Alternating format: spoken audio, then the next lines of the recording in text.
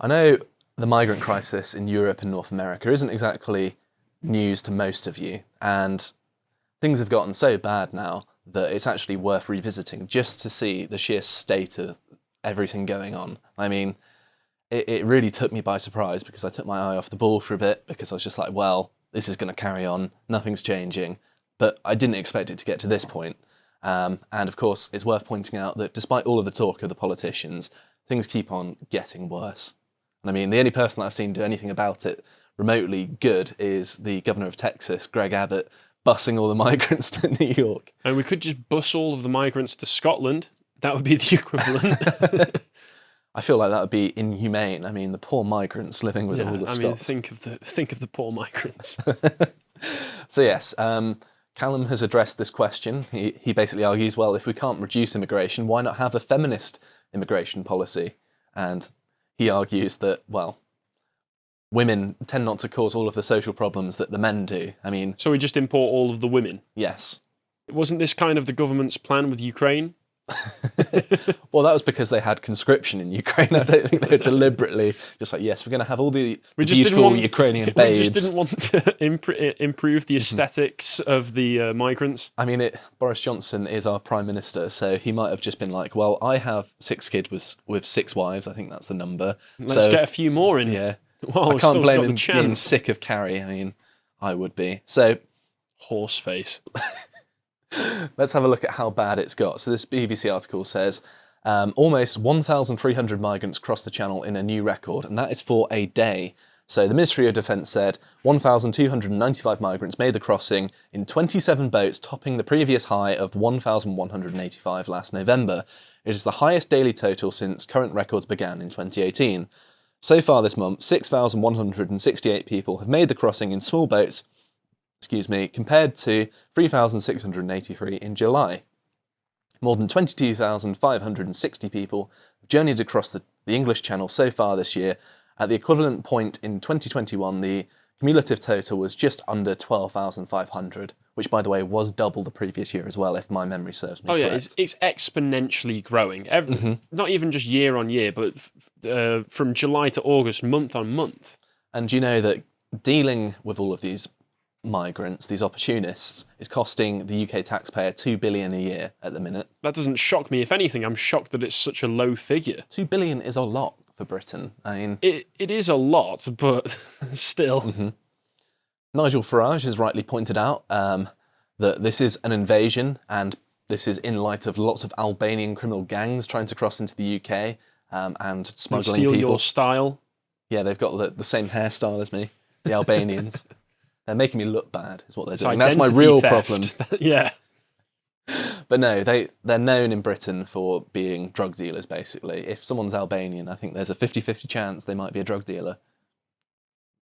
That's made up, by the way. That's not a real statistic. Well, from personal experience, it's not that made up. It's probably too generous, isn't it? Probably closer to 75 to 100%. But yes, Priti Patel has addressed this, saying...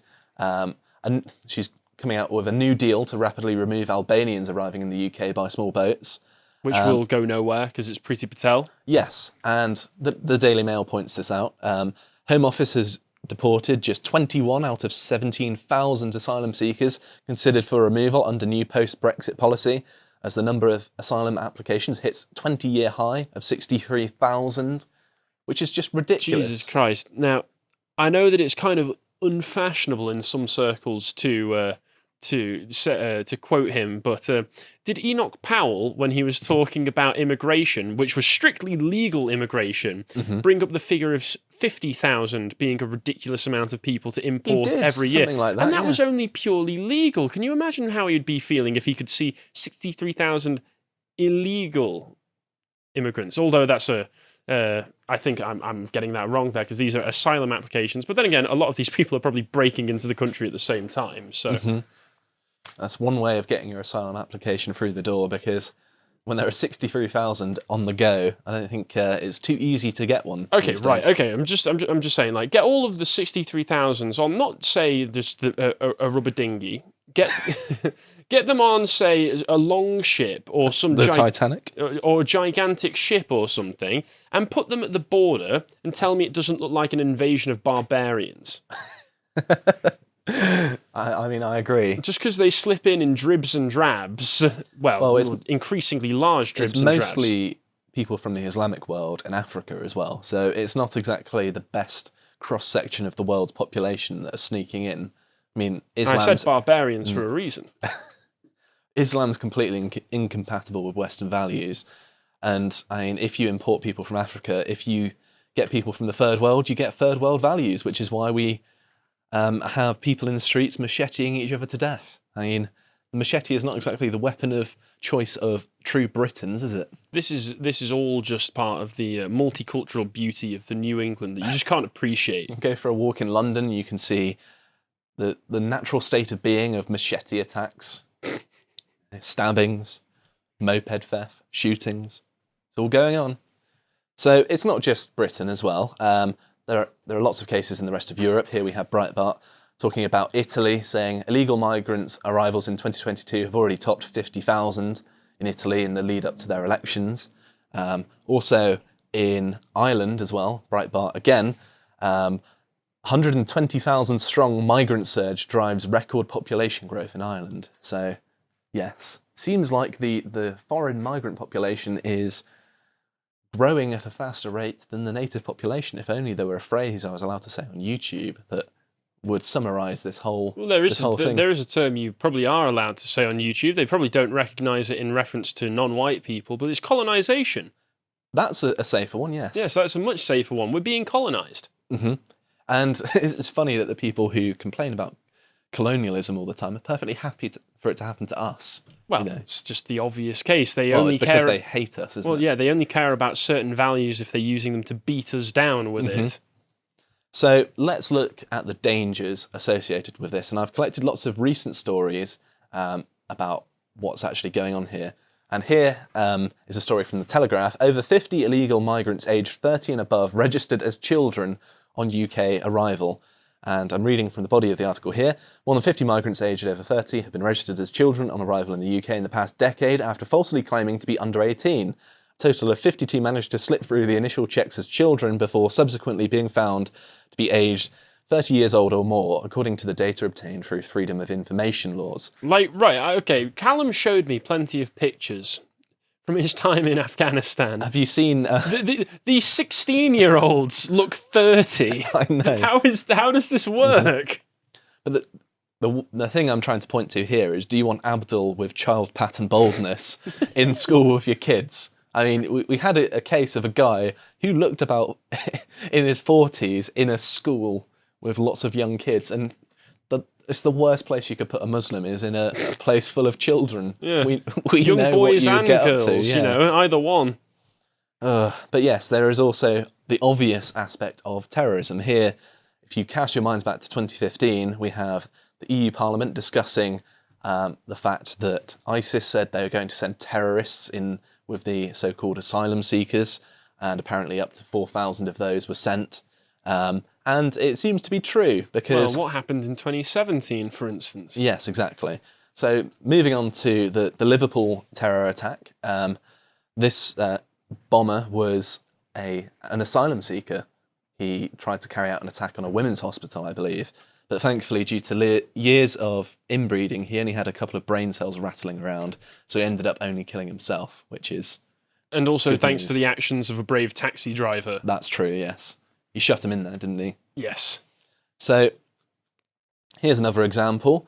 23-year-old Ahmed Azizi will be sentenced next week after disseminating an ISIS propaganda video. This is after the Liverpool bombing. An asylum seeker has been convicted of disseminating Islamic State propaganda video in response to the terrorist bombing at Liverpool Women's Hospital. A 24-year-old Amiri Ahmed Azizi from Sheffield, a nice South Yorkshire name there, shared a link to the video the day after Emad El Swilmin was killed when his device exploded in a taxi outside the hospital last November.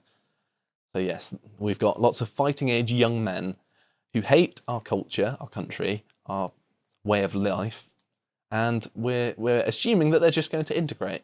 Well, and this not is try and kill us. Yeah, I mean, this is just the purely illegal asylum, illegal immigrants as well. We've also got to remember the murder of Sir David Ames Exactly. last year, which was done by the son of some important figurehead in some Middle Eastern country as well. I've forgotten the exact details, but this man who killed David Ames was not some, guy who hopped on a boat across the channel. No, this is a guy who was here officially. So this is not just limited to Europe, also the United States. Here we've got the Centre for Immigration Studies drawing attention to the fact that an Iraqi asylum seeker wanted to import an ISIS terrorist hit squad. So it reads, an Ohio FBI criminal complaint from a complex sting investigation alleges that a self-proclaimed ISIS fighter seeking asylum in the Buckeye State, who claimed to have killed many Americans in Iraq between 2003 and 2006 while operating in a hit squad called Thunder, plotted to smuggle up to 8 of his brethren over the southern border to kill former President George W. Bush at his Dallas residence. Again, the FBI ruining a good thing. No, I'm joking. So the striking news that the US southern border figured in this alleged terrorism plot and smuggling of 2 Hezbollah operatives, whomever else of ill repute earlier, adds to a strange, I can't read today, to a rare body of public knowledge that 42 immigrants on the FBI's terror watch list got caught crossing last year. So yes, it's a real thing that's happening. Terrorists are trying to come across your border. Why would you allow these kinds of people to come in? I would say that Trump was right to have a complete Muslim ban. And I mean, it would be great if we could have one of those as well. And why not just have some voluntary repatriation while we're at it, at the very least? Yeah, why not just have a nice break on immigration for a while altogether? Well, that would be ideal, yeah. I mean, we live in such a densely populated country. It's so unnecessary. The importation of hundreds of thousands of people seems to be egging on the Tories' ideas of just paving over the country so we can build more houses. So there's also examples in places like Sweden. So this is from 2018, the Stockholm truck attack, which you may remember.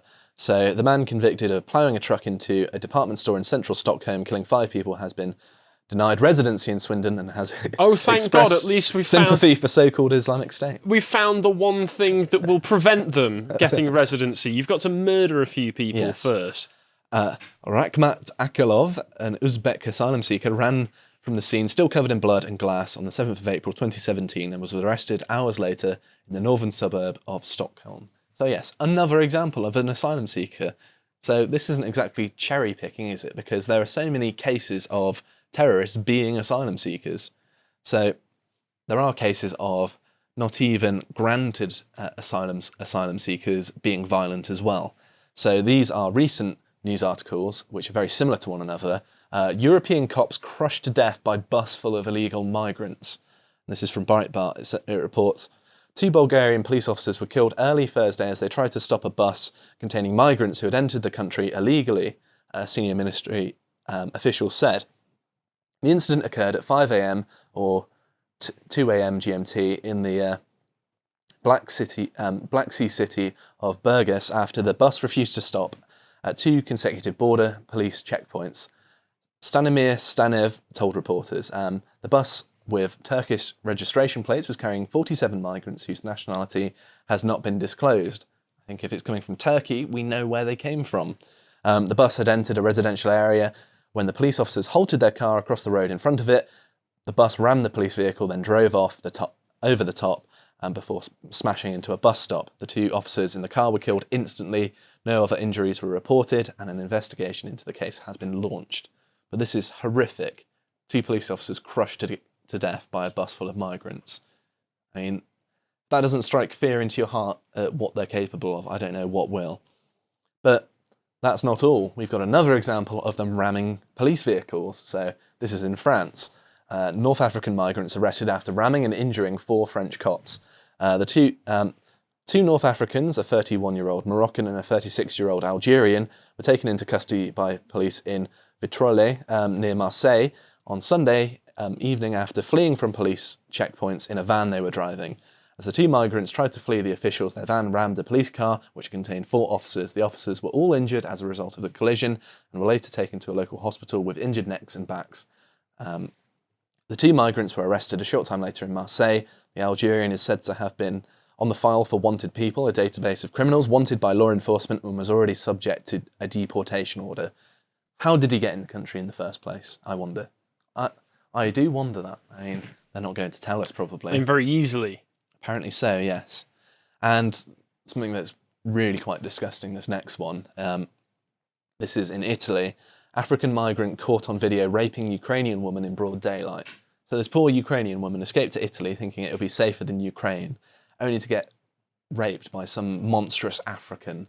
And it does show the hierarchy that we're working with, though, because there's so many contradictory things that the regime tends to be working towards. They want to have this war with Ukraine, and as part of that, you're going to have to accept a lot of potential refugees who are going to be coming out there. But also, we still want to be importing mass amounts of people from the third world, and that's not going to work out together when, like you say, the Ukrainian refugees tend to mostly be women because they've got conscription over there.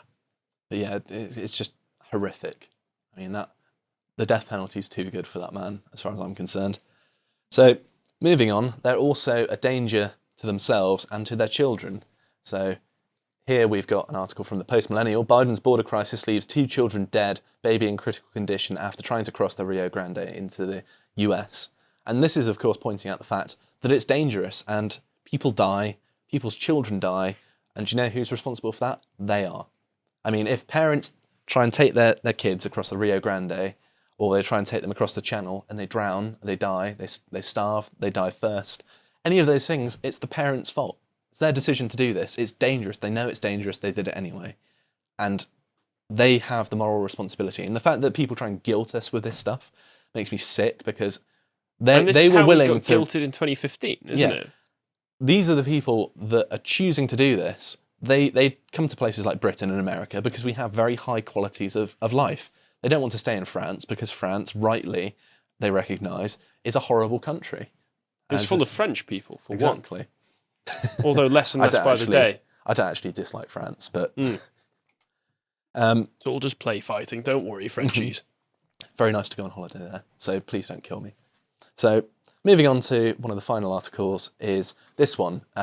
This is just a report from a Texas border town saying that their morgue is overwhelmed by migrants dying. So yes, it's in their own interest not to do this. What a privilege to have your morgue stuffed with the corpses of people trying to break into your country. Fantastic. In South and Central America, residents are hearing about migrants stepping off of buses into new lives in cities like New York and Washington, D.C., but they likely don't know just how many people are dying to get there. The Post reported on Tuesday that a 5-year-old girl and a 3-year-old boy died, which we covered in the previous article, and now sources say local morgues in that town are running out of space, unable to keep up with the numbers of migrants who drown while crossing the Rio Grande. The treacherous trek across the fast-moving river separating Mexico from Texas has claimed more lives in recent weeks than locals know how to handle. Every day we maybe get 3 or 4 drownings, said Tom Schmerber, I think his name is, sheriff of Merritt County, Texas, which includes a 30,000-person ranch town of Eagle Pass. A recent bout of rain made the already high water levels even more dangerous. Among those who don't make it are children and pregnant women, who should certainly not be doing dangerous things. It doesn't say that in the article, that's me. Last week, one of the morgues didn't have a place for any more bodies, said Schmerber. He rejected one morgue's directed request to move the bodies to the local jail and park them outside. It felt wrong to the sheriff. I said, no, I don't want to take the responsibility if an animal comes.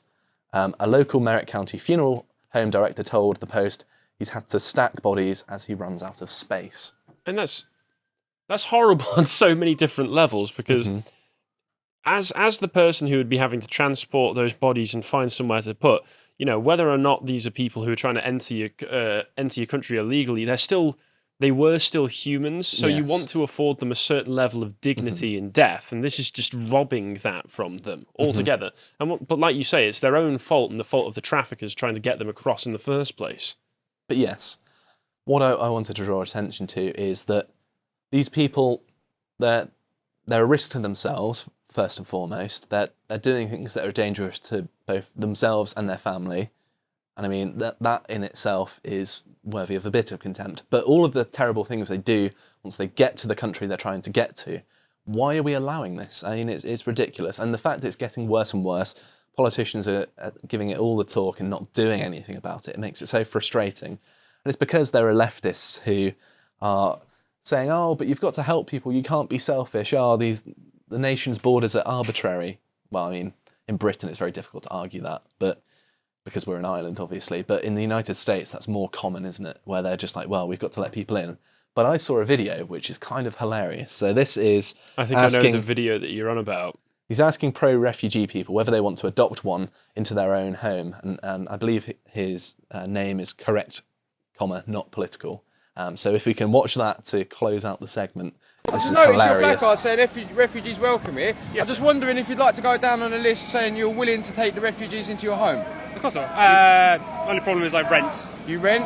Yeah. Maybe an issue? Yeah, because they've put 9 bedrooms in a 4-bedroom house, so we're pretty much jam-filled. So, to actually adopt a refugee and take them into your home? Well, if I had any space, I would. If you had any space. It wouldn't be a nice place to bring them because it's a bit overcrowded. Right. But yes, if I had the space, definitely. Thank you very much for that, love. Pop one into your home? I live in a rental place, so I can't. Rental? Yeah. You can't do it? Yeah. Someone else's job? Yeah. No, I'm told I can't. You can't take one? I don't have a space. Don't have the space? You want to have a refugee stay at your house? Yeah, I don't mind. You go on the list?